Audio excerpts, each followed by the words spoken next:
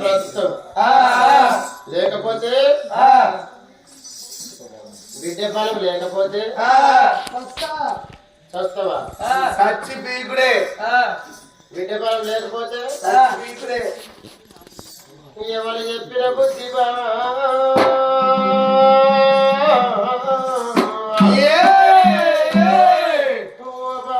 సుందరి దేవి చూసినవా మరి చూసినవా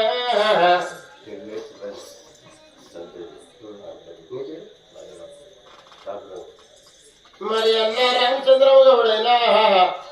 మా చెల్లె సుకన్య లేదు ఎక్కడ వెళ్ళిపోతుంది చెల్లమ్మా ఏ రాజ్యం వెళ్ళిపోతుంది చెల్లె ఇంతమంది లోపల అందరు ఎవడుతున్నారు కానీ చెల్లె